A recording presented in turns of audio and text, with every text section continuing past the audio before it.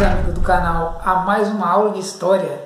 Eu sou o professor Marcelo Tadeu e hoje nós vamos tratar de um assunto muito relevante e muito complexo também, que é a Guerra Fria.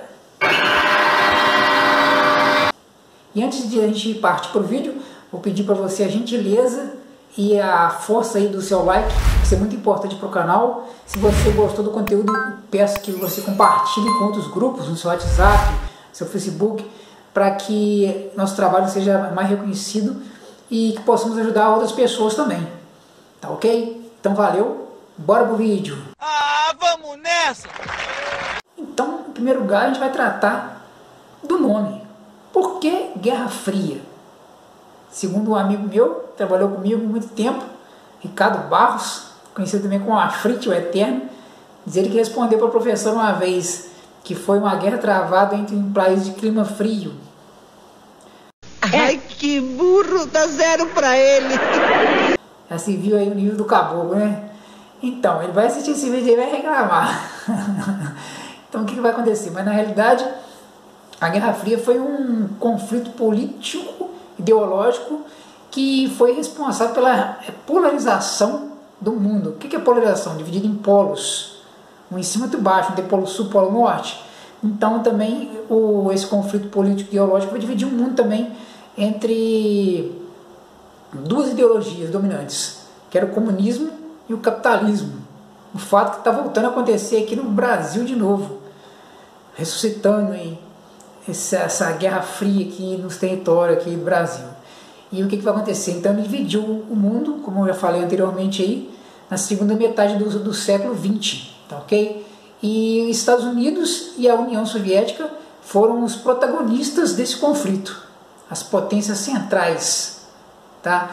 E o que vai acontecer? E esse período da Guerra Fria vai durar 46 longos anos, que vai da data de 1947 até 1991, com o fim da União Soviética, a chamada queda do Muro de Berlim e a perestroika. Eu não entendi o que ele falou. Na União Soviética e desmembramento das repúblicas satélites lá da Rússia. E essa Guerra Fria tornou-se, entre aspas, uma guerra mundial, porque os países, todos os países se viam obrigados, entre aspas, a se alinhar a uma dessas duas potências.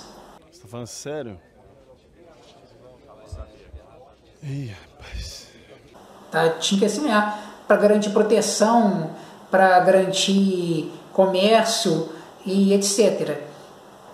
Então, vai até vir uma terceira via, que nós vamos falar mais tarde aqui no vídeo aqui, e vocês vão ver lá que vai surgir dos países não alinhados, mas a maioria dos países tendiam para um ou para outra dessas vertentes ideológicas, tá, ok? E esse tema é um tema muito complexo, porque o que vai acontecer? Vai estar ligado a ele diversos outros acontecimentos, vamos colocar subacontecimentos, que estão ligados diretamente a essa pressão ideológica que esses países centrais faziam sobre as outras nações do globo.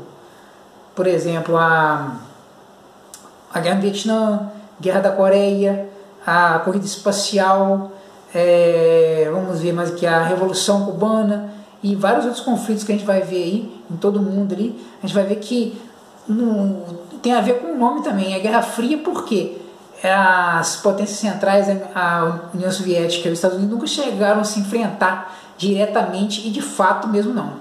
O quê? Como de quê? O quê?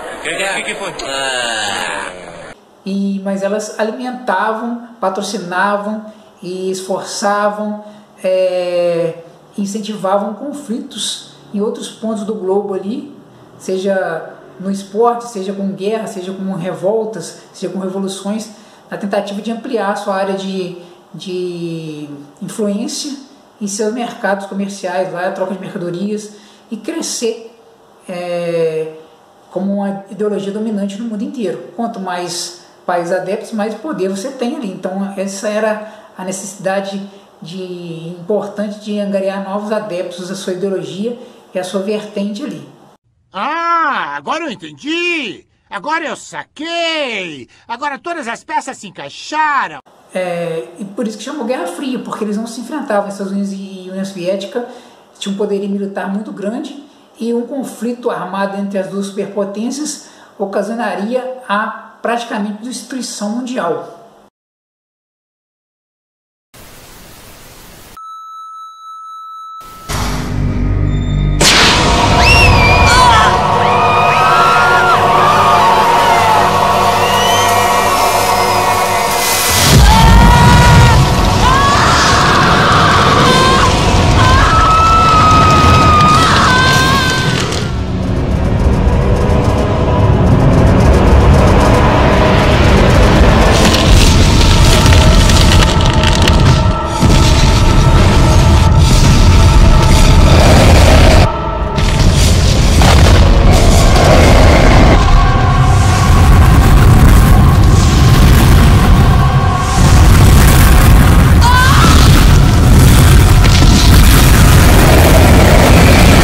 O apocalipse, ou o fim do mundo, não ia acontecer, igual conta aí Exterminador do Futuro e vários filmes apocalipse, Mad Max, uma guerra nuclear que terminaria com uma vida que a gente existe no planeta e conhece no planeta.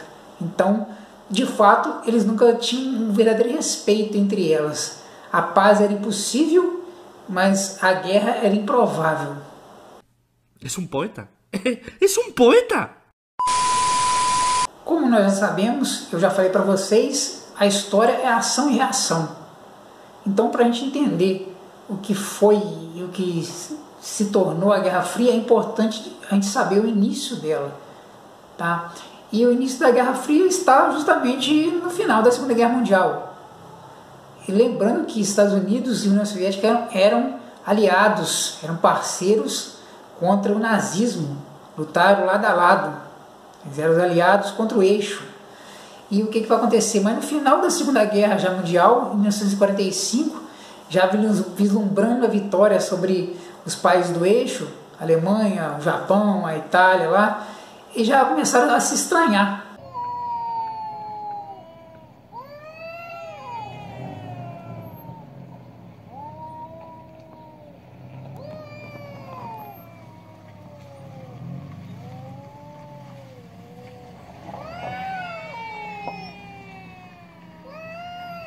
Houveram vários encontros entre eles ali para tentar colocar normas de como seria repartido o mundo, de como seriam as áreas de influência depois que acabasse o conflito. E a gente pode falar assim, no fundo, que tudo começou na Conferência de Yalta, ok? Conferência de Yalta também é chamada de Conferência da Crimeia, tá? E essa Conferência de Yalta ou Conferência da Crimeia foi um conjunto de reuniões que ocorreram entre 4 e 11 de fevereiro de 1945, quer dizer, a guerra acabou só em maio, eles já estavam reunindo antes, já estavam vislumbrando a vitória lá. E ocorreu no Palácio da Livádia, tá? Uma estação balneária de Yalta, que é uma cidade que fica às margens do Mar Negro, na Crimeia. Então, nessa reunião estavam presentes o presidente dos Estados Unidos, o senhor Franklin Delano Roosevelt, tá? O presidente da União Soviética, Joseph Stalin, e o primeiro-ministro do Reino Unido, Winston Churchill. Tá? Essa reunião foi em segredo.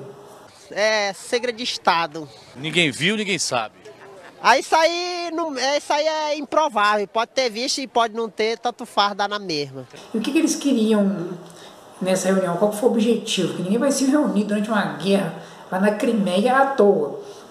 Então eles queriam assegurar um rápido fim à Segunda Guerra Mundial ali, porque como a gente estava falando, já dá para ver umas grandes chances de vitória, tipo 90% já estava concretizado, então já, além deles quererem acabar a guerra rápido, porque guerra, como a gente já falou em outros vídeos aqui, é muito custo, é muito custosa, gasta muito dinheiro, então eles queriam acabar rápido com aquilo.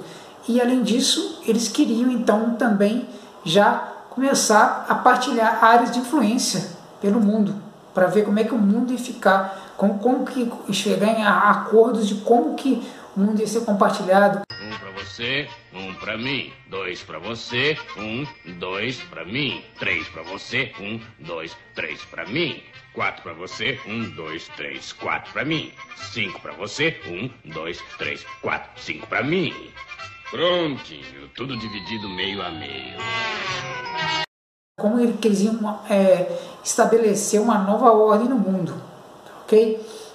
E essa reunião lá é essencial para a compreensão do mundo após a Segunda Guerra Mundial e compreensão também do tema do vídeo de hoje, que é a Guerra Fria, tá ok? Porque as diversas diretrizes que foram firmadas nessa reunião ali, boa parte vão estar presentes durante toda a Guerra Fria, precisando das zonas de influência e a ação dos blocos ali antagônicos ali, capitalistas e socialistas. Para vocês terem um exemplo de como os ânimos já estavam meio exaltados no final da Segunda Guerra entre a União Soviética e os Estados Unidos, quando a guerra acabou lá na Europa, o Japão continuou em guerra. O Japão ali, os bichos são doidos. Começaram aquele negócio do kamikaze, não ia se render nunca. Tanto é que descobriram um cara que ficou lá sem render até hoje. Até hoje não, tem um tempo atrás que eles acharam o cara lá, não se rendeu. Então os bichos eram doidos, então os Estados Unidos resolveu lançar 2 bombas atômicas sobre o Japão.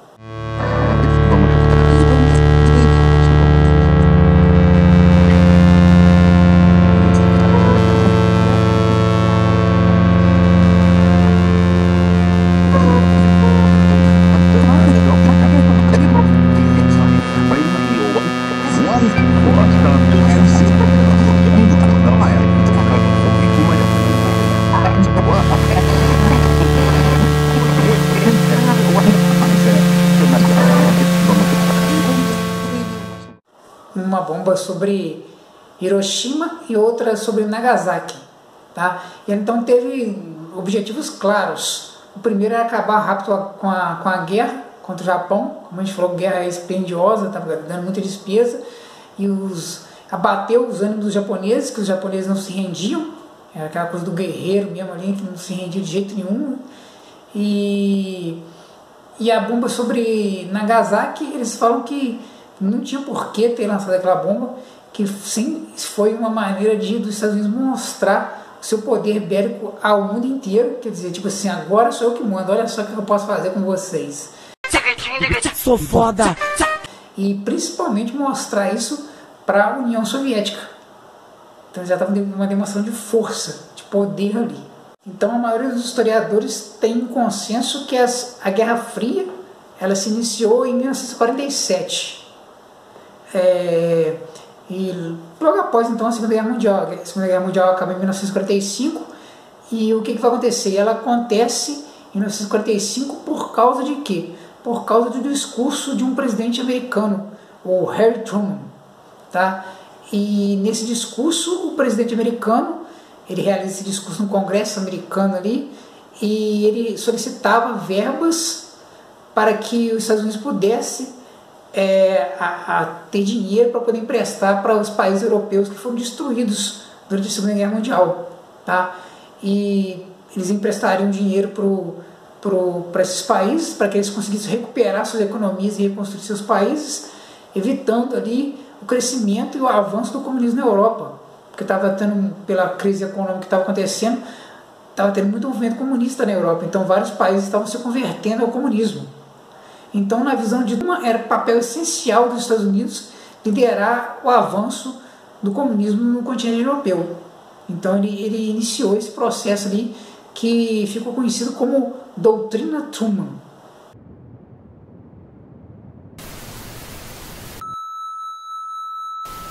Itself under the necessity of reducing or liquidating its commitments in several parts of the world, including Greece. As in the case of Greece, if Turkey is to have the assistance it needs, the United States must supply it. We are the only country able to provide that help. Ali o maluco é brabo.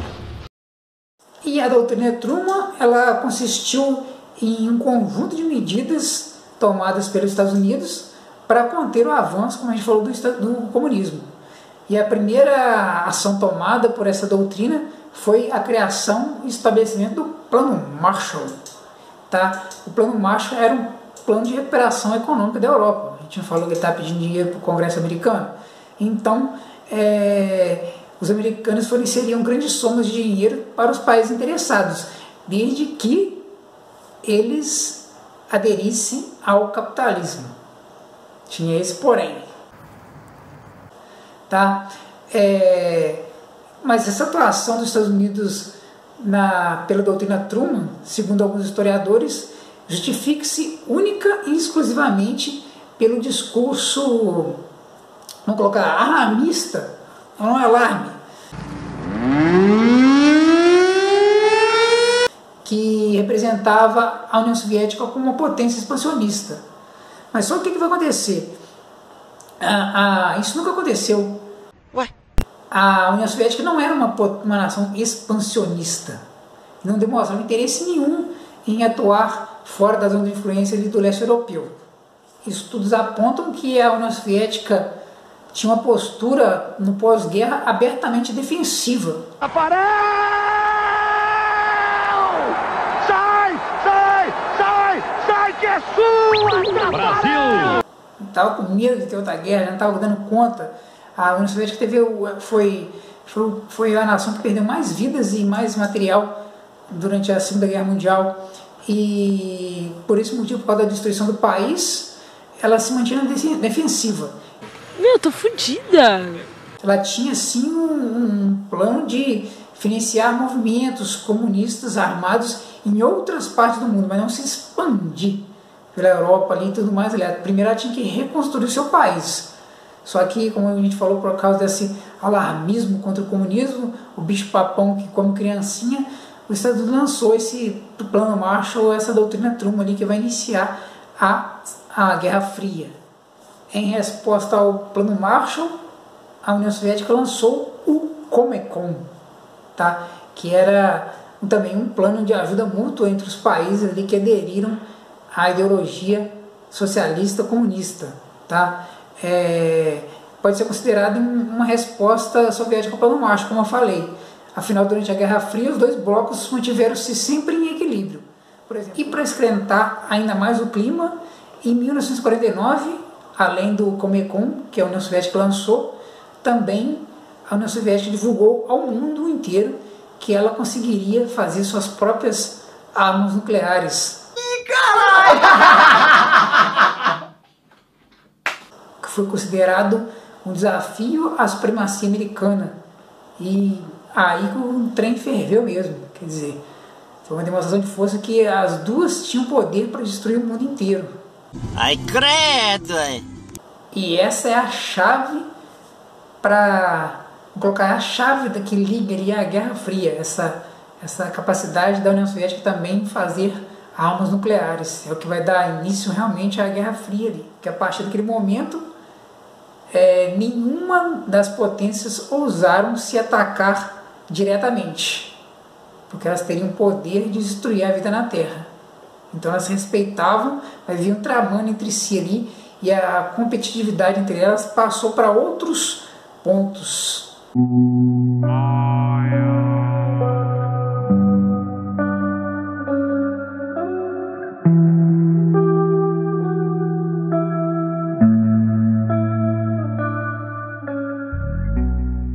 Então, essa rivalidade que nós estamos estudando agora, ela vai gerar competitividade em vários campos aí, em várias vertentes do cotidiano do planeta. Por exemplo, ela vai gerar uma competitividade no esporte. A gente pode ver isso muito nas Olimpíadas, onde os Estados Unidos e a União Soviética vão disputar lá medalhas. Qual que era o país que ganhava mais medalhas, que conseguia mais medalhas de ouro e tudo mais ali. Até que nesse ponto tem uma competição boa, né? Desenvolvimento do atleta, de saúde, da humanidade, vão aperfeiçoar treinamentos, técnicas de treinamento, medicamentos e um monte de coisa que vai fazer bem vai ser usada para a humanidade, nesse ponto do esporte, que a gente está vendo ali, tanto também nas Copas do Mundo, em tudo quanto é esporte vai ter essa competitividade ali, esse antagonismo entre União Soviética e Estados Unidos, entre capitalismo e comunismo. É como se eles tentassem, através dessa vitória no esporte, mostrar que sua ideologia era superior à outra. Um outro lado não tão bom assim dessa antagonismo, dessa competitividade, vai gerar um outro ponto também não muito legal, que é a corrida armamentista. O que seria essa corrida armamentista? Era uma disputa entre esses dois blocos ali, os comunistas.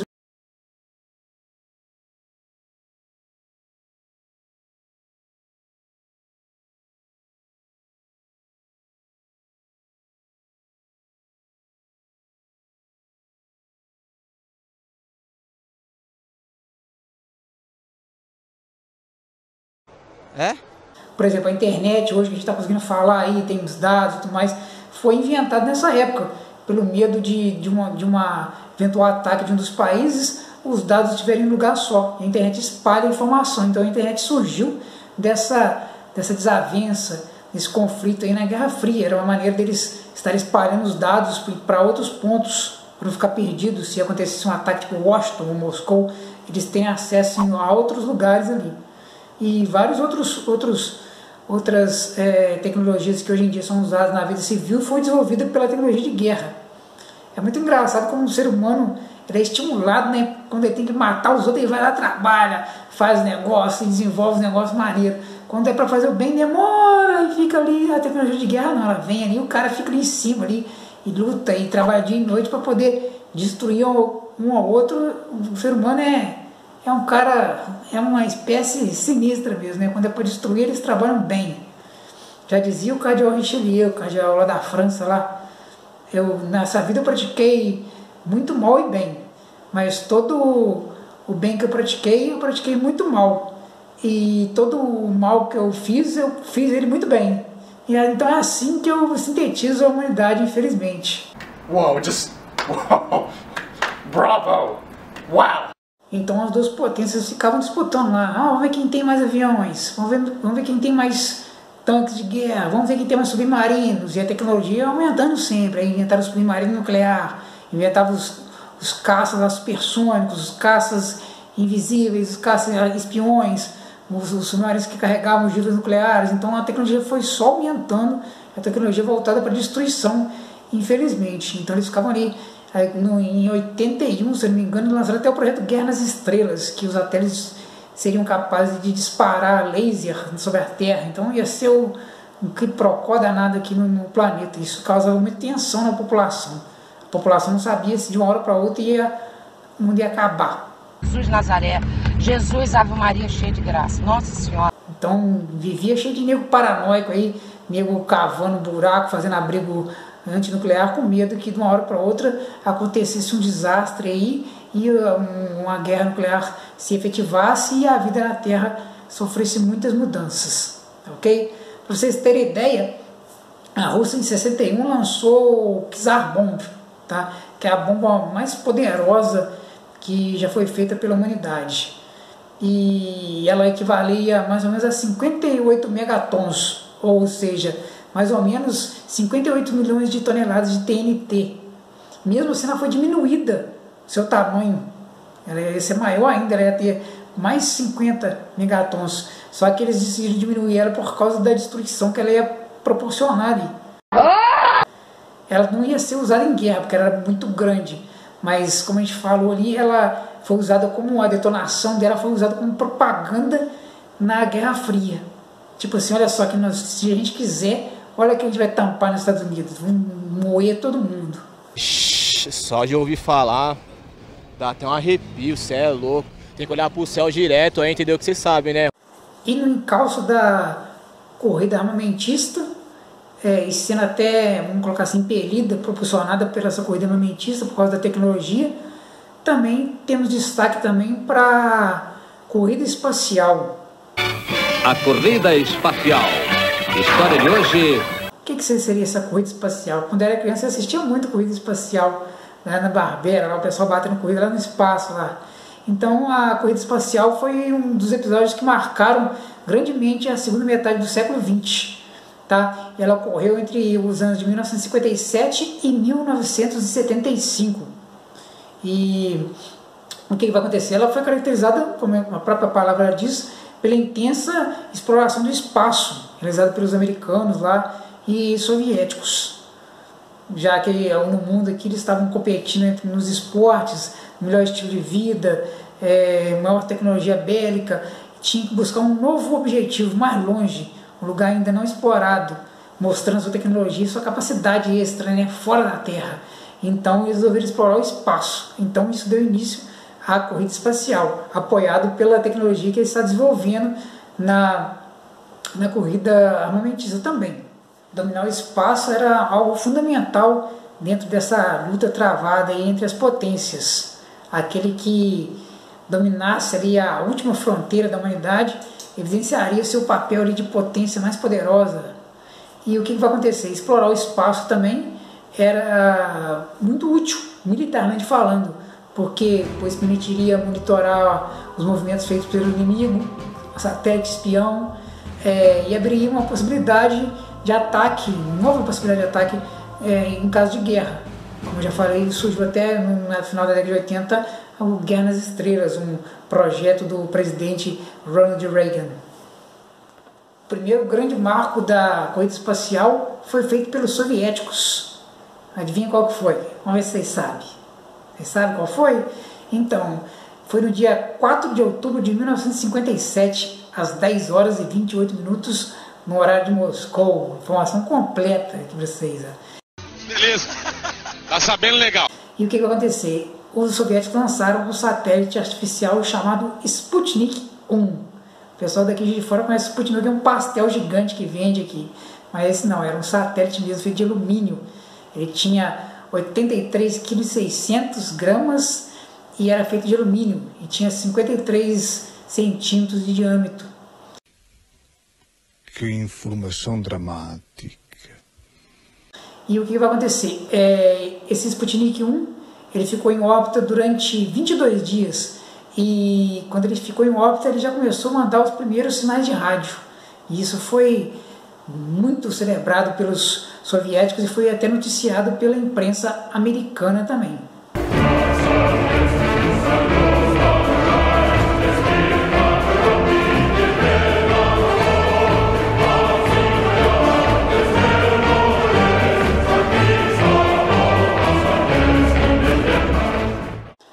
O segundo marco da corrida espacial, quem será que deu esse segundo passo?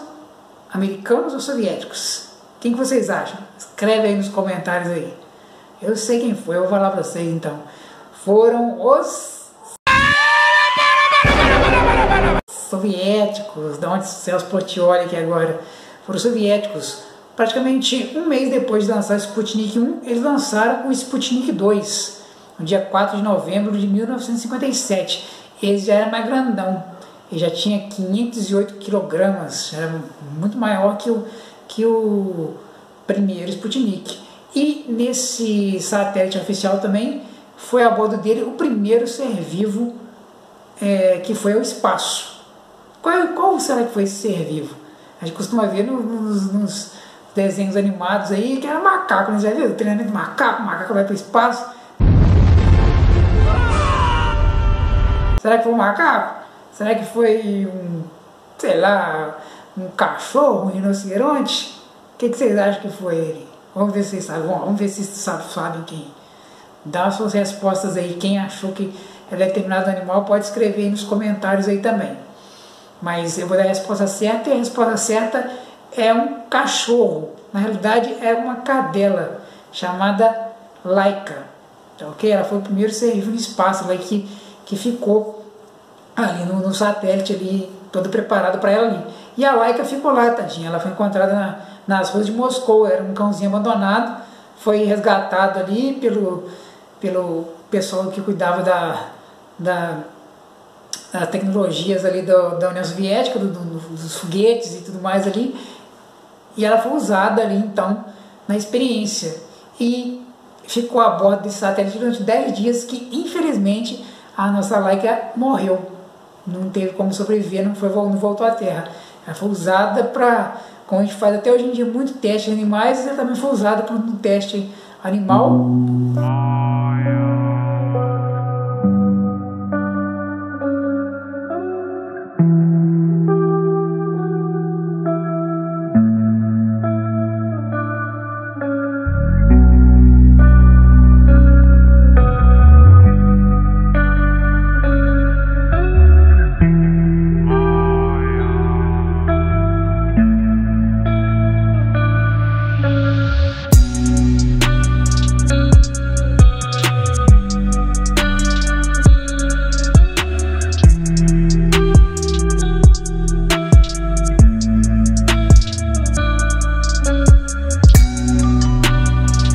Tô triste, não tô feliz. Eu vou chorar, eu chorei bastante já. Os soviéticos enviaram ao todo 10 satélites Sputniks. Esses lançamentos de satélites pelos russos soam muito negativamente para o governo americano. Sentiram rebaixados ali, sentiram ali meio que em depressão ali e tudo mais ali. Então logo eles procuraram fazer os seus próprios satélites, tá? Isso aconteceu de fato no dia 31 de janeiro de 1958, quando aconteceu o lançamento do primeiro satélite americano, que tem o nome até de um navegador aí da internet. Vamos ver como é que vocês chamam isso. Será que é Chrome? Não, ele é o Explorer 1, tá ok? E o satélite americano acabou descobrindo uma coisa interessante.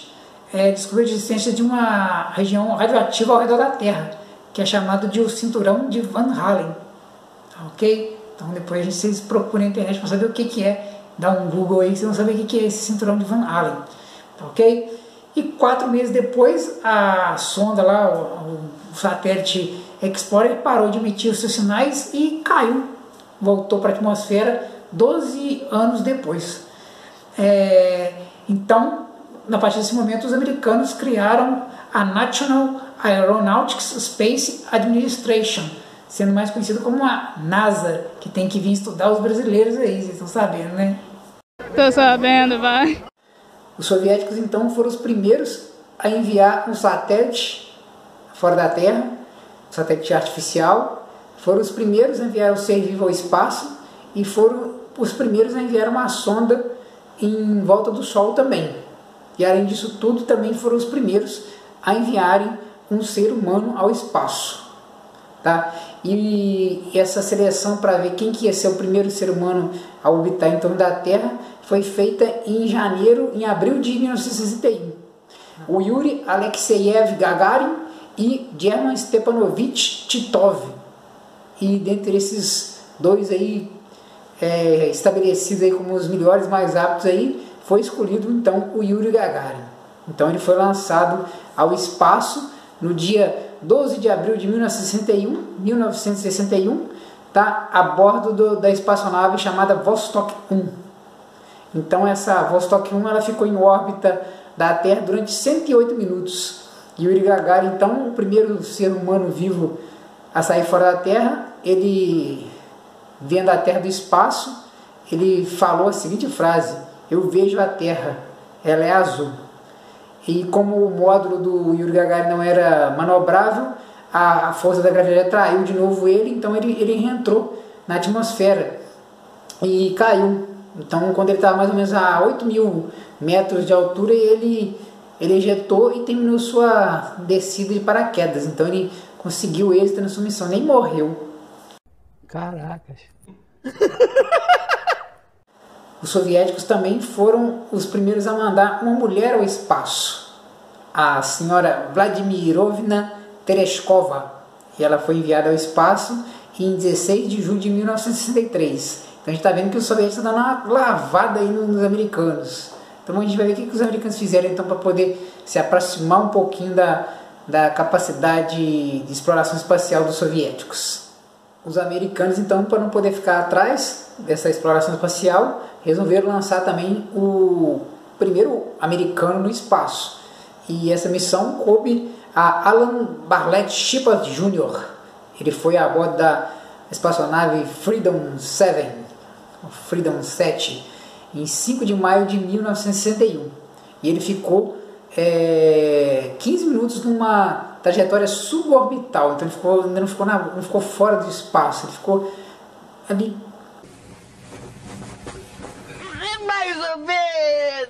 Mais ou menos. Quase saindo da Terra ali, tudo mais ali, um pouquinho para dentro ali. Não foi uma missão assim que não obteve o mesmo êxito expressivo dos soviéticos. Já que os americanos não estavam logrando tanto sucesso assim nas missões espaciais, a mandar expedições tripuladas para a Lua virou uma obsessão americana. Então o presidente John Kennedy, em 1961, homologou lá então um projeto lá, criou o programa Apollo, tá? Que foi uma homenagem ao deus grego, né, que é o Sol que atravessa a abóbada celeste lá e tudo mais ali, o carro de Apollo, e contou com o apoio restrito do governo americano, esse programa da NASA aí, que é o programa Apollo, tá? E consumiu bilhões e bilhões de dólares para poder chegar a vencer essa corrida de missões tripuladas à Lua pelos americanos. E o que vai acontecer? Isso durou ao longo da década de 60 toda, tá? Então foi realizada uma série de expedições da Apollo, que culminou com a Apollo 11, que colocou os primeiros astronautas na Lua, né? A tripulação da Apollo 11 era formada pelo Neil Armstrong, Eugene Aldrin e o Michael Collins. A missão Apollo ela foi lançada no dia 16 de julho, só que elas só aterrissaram na Lua, fizeram a alunissagem. Vocês sabiam disso? O pouso na Lua chama de alunissagem. Após vocês não sabiam, eu também não sabia, eu tive que pesquisar. Safado sem vergonha, cachorro, mentiroso, perigoso, pilantra. Então o que vai acontecer? E chegaram ali na Lua no dia 19 e voltaram para a Terra no dia 20. Então quem quiser querer ir para a Lua aí, ó, fique sabendo que a viagem é de 3 dias, tá? Vai preparando aí bastante lanche para vocês ir, pipoca, tem gente que faz uma farofeira, não é nada quando vai de ônibus, né?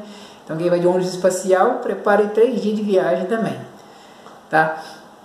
E o que vai acontecer? A primeira pessoa que pisou na Lua, não sei se é de conhecimento de vocês, foi o astronauta Neil Armstrong, que falou a célebre frase lá internacionalmente conhecida: este é um pequeno passo para o homem, mas um gigante salto para a humanidade.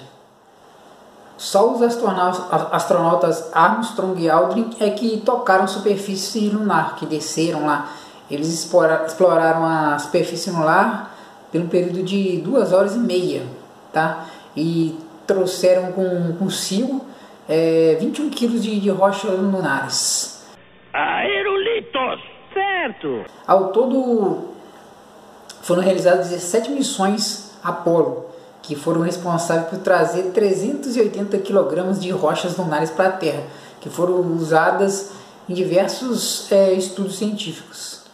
A corrida espacial teve o seu fim em 17 de julho de 1975 e terminou com um final feliz para ambos os lados. Por quê? Porque foi uma missão espacial que foi realizada em conjunto pelos americanos e soviéticos. É isso, ficaram amigos, fizeram as pazes. E nessa missão participaram as naves Apollo, conhecido também como Apollo 18, que foi enviada pelos americanos, e a nave Soyuz 19, enviada pelos soviéticos. E essa missão, como a gente falou, ela foi cooperativa e marcou o fim da disputa espacial e o início de uma fase de cooperação científica entre os americanos e soviéticos.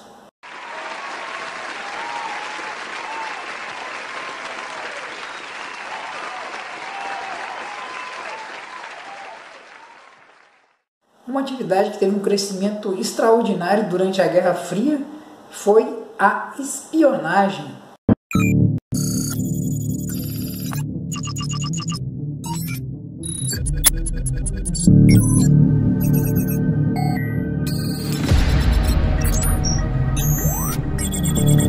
que sempre existiu na história da humanidade. A gente vai ver isso aí desde lá do Egito Antigo, lá, sei lá, da Mesopotâmia, sempre teve alguns reinos que enviaram lá agentes infiltrados para conhecer os seus inimigos, tá? Mas na Guerra Fria ela atingiu seu ápice, conseguiu atingir a sua maior expressão ali. Ela virou uma lição ali, coisa mais extraordinária foi durante a Guerra Fria. Por quê? O que vai acontecer?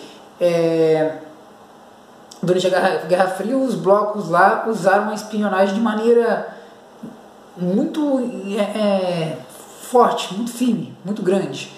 E o que vai acontecer? E além dessa espionagem, eles usavam a contra-espionagem. O que é a contra-espionagem?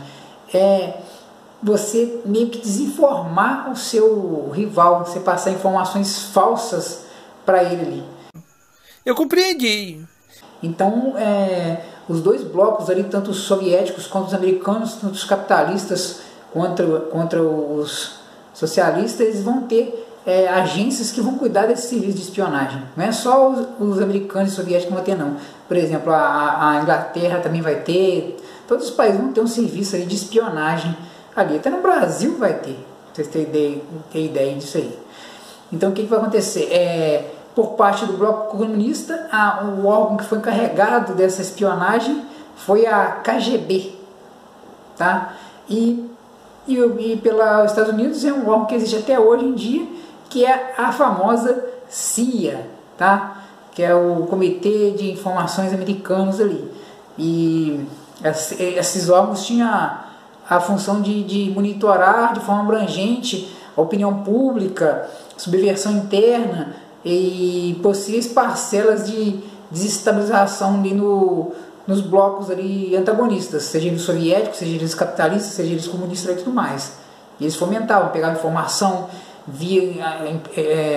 anotavam informações, podia ser espionagem também industrial, tecnológica, que eles viam se as pessoas estavam fazendo tanques novos, aviões novos, que tecnologia que eles estão usando ali para poder fazer a nova bomba, um novo helicóptero. Então eles passavam isso para os seus países lá, para eles serem capazes de se defenderem ou também de fazerem armas ou qualquer outro tipo de tecnologia que fosse ajudar os seus países ali.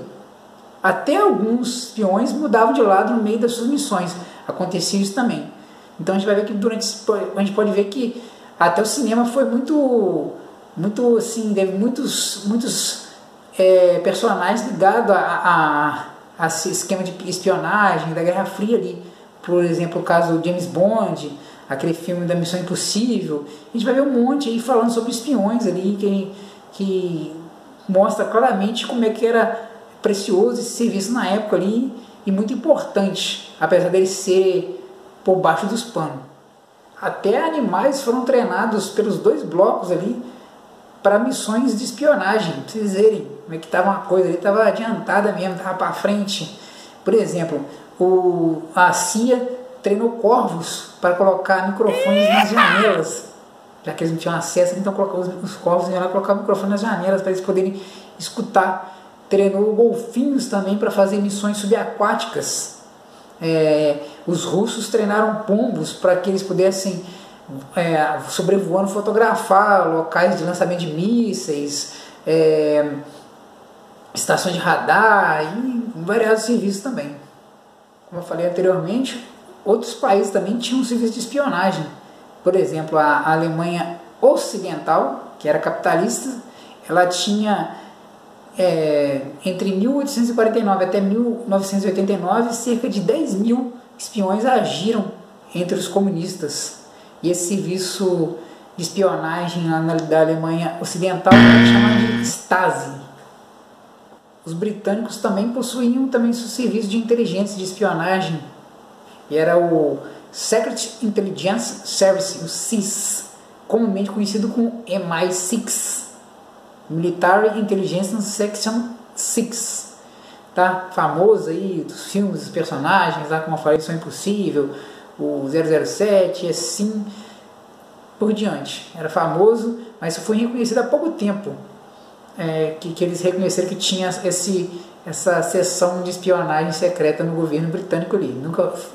era conhecido, mas estava debaixo dos panos. Só no final da década de 90 que eles assumiram que tinham essa seção de espionagem no serviço britânico ali.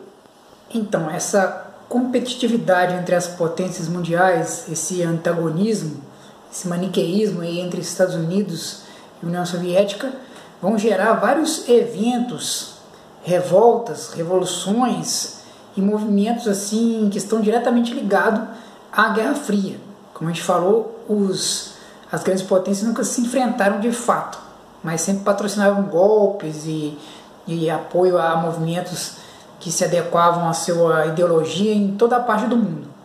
E um dos eventos que foi a cara da Guerra Fria, que a gente pode colocar como marco, o símbolo da Guerra Fria, foi o Muro de Berlim. Tá? E esse então a gente pode ser considerado que foi ali a coisa que mais simbolizou essa divisão entre capitalismo e comunismo no século XX.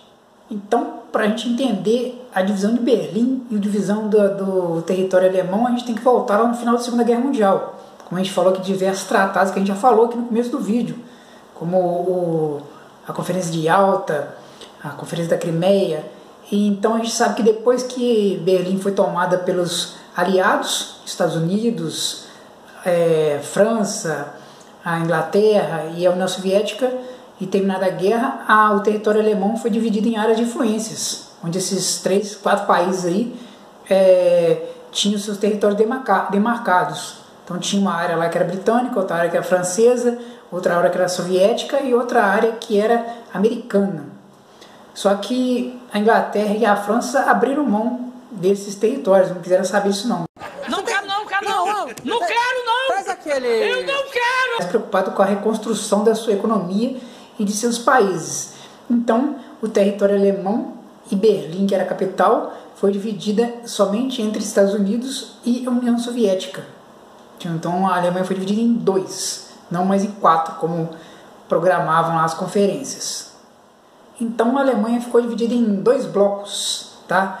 A República Federal da Alemanha, RFA, e também conhecida como Alemanha Ocidental, tinha sua capital em Berlim Ocidental e era aliada dos Estados Unidos, portanto fazia parte do bloco capitalista.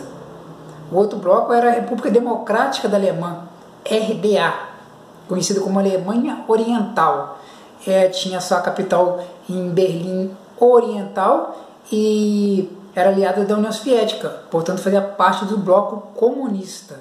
A construção do Muro de Berlim está diretamente ligado à fuga na dona de casa, vou atrás das putas. Da população da Alemanha Oriental para a Alemanha Ocidental, isso na cidade de Berlim. Isso se passou durante toda a década de 1950 e 60. E o que vai acontecer? Por que acontecia essa fuga? Primeira coisa, né? É porque a Alemanha Ocidental, com o auxílio do Plano Marshall, recebeu muitos recursos. E os Estados Unidos tinham a necessidade lá, queriam mostrar que, como a gente falou, aquela competitividade que durou toda a Guerra Fria, queriam mostrar que eles eram os melhores. Então eles forçaram bastante, injetaram bastante dinheiro ali na Alemanha Ocidental para reconstruir essa parte capitalista da Alemanha. Então, rapidinho a Alemanha foi reconstruída e tiveram vários investimentos e fábricas e um monte de coisa. Então, a Alemanha Ocidental, ela prosperou muito mais rapidamente do que a Alemanha Oriental, por falta de recursos dos soviéticos. Por mais que o Pacto de Varsóvia lá ajudasse lá os países comunistas a se reconstruírem, não tinham mesmo os recursos que os americanos. Então isso causou uma notória vantagem para a Alemanha Ocidental. E além disso tudo ali também, a Alemanha Ocidental era maior, tinha um território maior, tinha mais população e mais recursos também. E além desses fatores econômicos e sociais, outro fator que influenciou muito ali era que a Alemanha Oriental ela sofria uma forte repressão pelos agentes do governo ali, principalmente pela polícia secreta, que a gente já falamos aqui atrás aí no vídeo, que era a Stasi, tá? Que tinham milhares de agentes espalhados ali pela Alemanha ali. E então eles reprimiam muito as pessoas que pensavam diferente ali do pensamento ali soviético. Esses fatores então levaram a um enorme êxodo populacional na Alemanha Oriental. Então a gente pode notar pelas pesquisas de Jamie Brenner que de 1948 até 1961 saíram da Alemanha Oriental para a Ocidental cerca de 2.700.000 pessoas, e levando ali muitos professores, médicos, engenheiros, profissionais qualificados que fariam falta na reconstrução da Alemanha Oriental ali. E estava fugindo a mão de obra do país ali, e mão de obra qualificada. Isso colocava o risco do desenvolvimento econômico do país em xeque. Então, a partir de 1958, para impedir que esse fluxo de pessoas continuasse aumentando, a Stasi, a polícia secreta lá da Alemanha Oriental, ela foi mobilizada. E ela, o que aconteceu? Ela não conseguia segurar o povo ali. Então ela orientou que fosse fechada as fronteiras. Os planos e as deliberações para construir o muro ali se arrastaram durante meses. Por exemplo, o pedido lá da Alemanha à União Soviética foi feito em maio, só que a autorização só chegou só em junho, tá? E a construção do muro iniciou-se em agosto de 1961, mas ela foi feita totalmente secreta. Segundo o historiador Patrick Major, ele diz que apenas 60 pessoas sabem desse plano secreto. E ela fazia parte da Operação Rosa, tá? E por que ela foi tão secreta, assim, tão silenciosa, tão debaixo dos panos, escamoteada, no cambalacho? É porque os alemães orientais temiam que a reação das nações ocidentais, e também temiam que a informação vazasse e provocasse uma fuga em massa na última hora ali. Ia causar sérios transtornos ali pro pessoal ali. Então, os soviéticos e alemães determinaram que a operação iniciasse na passagem do dia 12 para o dia 13 de agosto. Vai fazer aniversário. Eu estou gravando esse vídeo aqui dia 9 de agosto de 2021, para a posteridade. Então está quase fazendo aniversário aí a construção do Muro de Berlim. Então, naquela madrugada, milhares de tanques russos tomavam as ruas de Berlim, cercaram as proximidades de onde eles queriam fazer a linha fronteiriça ali, e milhares de soldados ali da Alemanha Oriental também já estavam posicionados nos limites ali de Berlim Oriental e Berlim Ocidental, e cheio de arame farpado guardado ali, e começavam a fechar as fronteiras da cidade. E fecharam com arame farpado no primeiro momento, mas a partir daquele momento ali, com cães de guarda, policiais tomando conta e exército ali posicionado com armamento pesado, eles também começaram a fazer a construção do muro de concreto, está a placa de concreto e tudo mais ali, com cercas eletrificadas, e criou realmente uma grande dificuldade para a transição, a passagem de pessoas de Berlim Oriental para Ocidental. E havia vigilância ali 24 horas por dia, com cachorros, equipe monitorando 24 horas por dia, com armadilhas, com gramado de pregos para cima, assim, então dificultava muito a travessia. Tanto é que de 1961 até 1989 só conseguiram sair da Alemanha Oriental para a Alemanha Ocidental 5.000 pessoas, e 140 pessoas morreram tentando atravessar esse muro. Eu poderia colocar até mais umas partes mostrando como é que funcionava as armadilhas do muro ali, a vigilância, só que o vídeo vai ficar muito extenso, já está com quase 1 hora, então eu vou ter que deixar isso mais para uma próxima, onde a gente vai detalhar melhor essa vigilância e essas armadilhas que tinham no Muro de Berlim. Assim como a construção do Muro de Berlim é o símbolo da Guerra Fria, a queda do Muro de Berlim simboliza o fim da Guerra Fria. Isso aconteceu em novembro de 1989, devido à crise financeira lá que o mundo estava passando, principalmente o lado soviético ali, e as pessoas começaram a se aglomerar em torno do muro ali, fazendo pressão, passeatas pelo mundo inteiro, protestos. Então o governo da Alemanha Oriental se viu numa situação muito delicada, por pressões populares ali. Então eles acabaram lá assinando lá uma nova lei sobre a mobilidade de cidadãos no status da fronteira. Então o que vai acontecer? E isso foi anunciado pelo governo lá, que passou para o parlamento aprovar, mas as pessoas já estavam tudo aglomerado em volta, em torno do muro ali, perto do muro ali, e o parlamento apoiou e as pessoas começaram a depredar o muro, a quebrar o muro, partir ele tudo ali, o símbolo da destruição, dessa separação, reunificando a Alemanha. Isso foi na virada do dia 10 para o dia 11 de novembro de 1989. Hoje em dia o pessoal até vende aí no mercado, na internet, aí, pedaços do Muro de Berlim. Então, a partir desse momento, a Alemanha foi reunificada. É um dos símbolos do fim da Guerra Fria também. Eu vou embora! Então, meus amigos, para a gente finalizar o nosso vídeo aqui, que já está ficando deveras extenso, está com quase 1 hora já, vai passar de 1 hora. Mas tá bom. Aqui, se vocês ficarem observando e estudando... Olha pro livro! Porra! E-E-R-O-L-A. Que nome é? Por esse vídeo aqui, vocês vão ter um grande potencial para fazer qualquer concurso aí, Enem, que vai estar tudo aqui nesse vídeo aqui, falando sobre a Guerra Fria. Pode ficar tranquilo.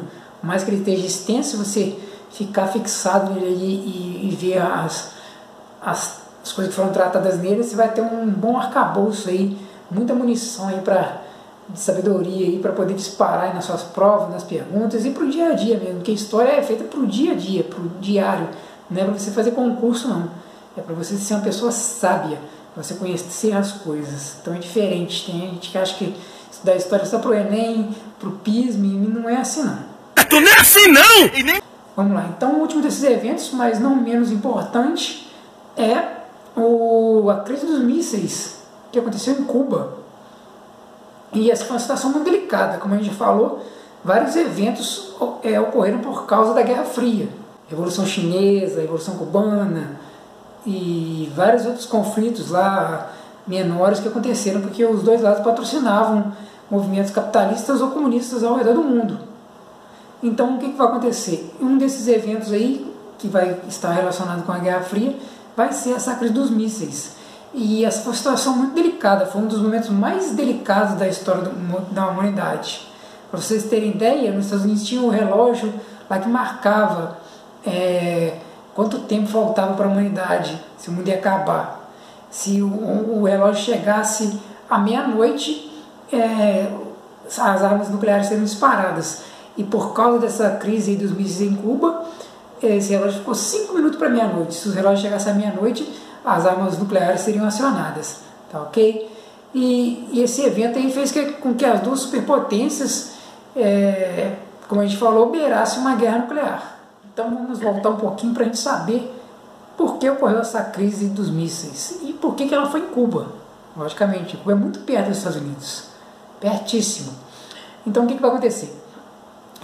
Em 1959, em meio a essa Guerra Fria que estava acontecendo no mundo inteiro, e a corrida armamentista, aconteceu a Revolução Cubana, um movimento que foi liderado por Fidel Castro e o Ernesto Che Guevara, que não era cubano, era argentino, um médico argentino.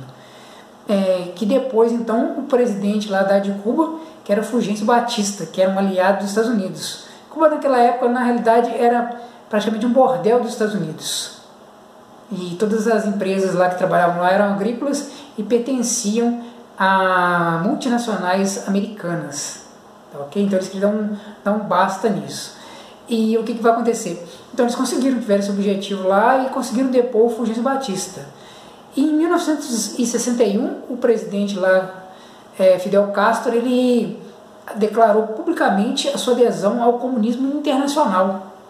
Ele optou pelo marxismo-leninismo, e sendo que 4 anos depois ele fundou o Partido Comunista de Cuba. Então a postura do Fidel Castro aí aproximou definitivamente Cuba da União Soviética.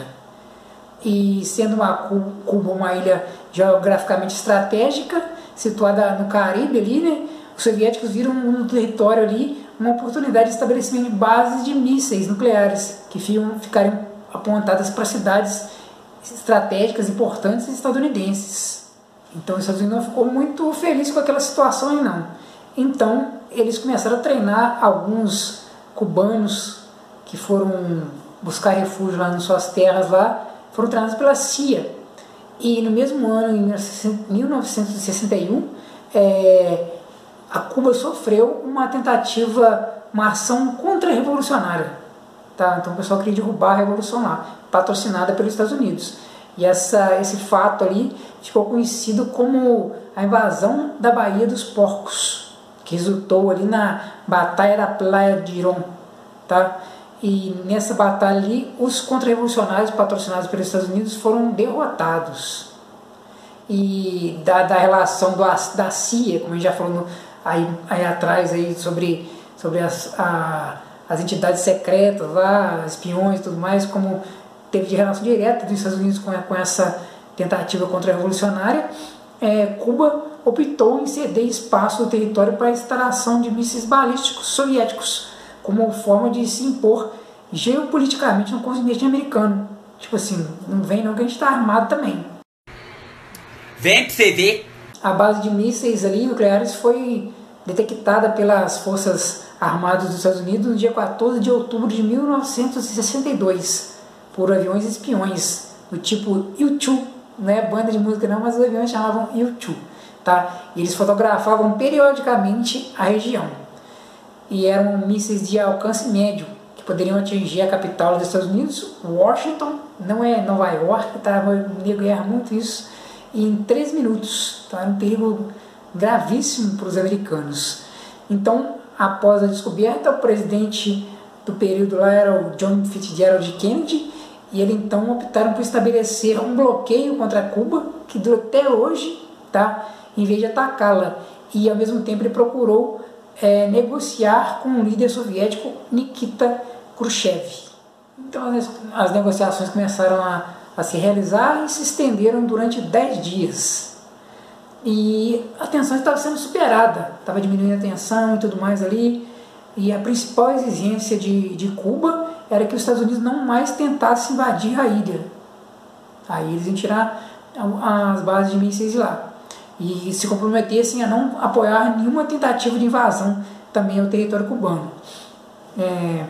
E o que vai acontecer? Só que, em meio a isso tudo, quando as coisas pareciam que estavam quase sendo solucionadas, ocorre que no dia 27 de outubro, um sábado, chamado Sábado Negro, foi o período mais difícil aí, como eu falei para vocês, que os ponteiros lá do relógio da morte lá se aproximou da meia-noite ali.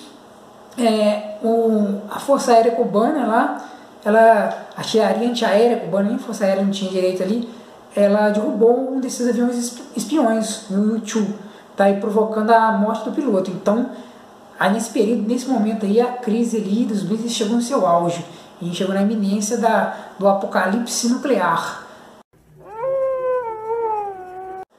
Mas tudo ficou acertado no dia 28 de outubro, a resolução para a crise ali. Foi acertada entre os Estados Unidos e a União Soviética, que além do compromisso dos Estados Unidos não atacar mais Cuba, os americanos também deviam tirar seus armamentos nucleares, seus mísseis de longo e médio alcance do território da Turquia, que era aliado dos Estados Unidos, os mísseis balísticos nucleares ali.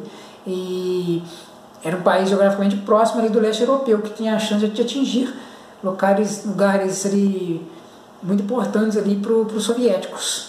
Então esse acordo foi selado com a União Soviética e ela prometeu desativar ali e retirar os mísseis ali da ilha caribenha. E ficou tudo por assim mesmo. Arregou. Então, meus amigos, esse foi o vídeo então falando sobre a Guerra Fria. Como a gente falou, é um conteúdo denso, cheio de pormenores, de fatos meio agarrados ali, elencados junto com indexados com o evento principal. Por isso que o vídeo ficou grande. Eu espero que seja proveitoso, possa ajudar vocês aí nos seus estudos aí, na sua vida diária e na sua aquisição de conhecimento. Tá? Como eu falei para vocês, o vídeo ficou grande, mas ele está bem encorpado e tá praticamente muita informação aí que você não precisar, praticamente toda ali, sem dúvida nenhuma, tá ok? Então se você gostou aí, curte o vídeo, compartilha com pessoas que estejam interessadas no tema e vamos pro próximo aí. Espero que vocês estejam comigo mais uma vez. Obrigadão, se inscreva, deixe o like e compartilhe. Obrigado.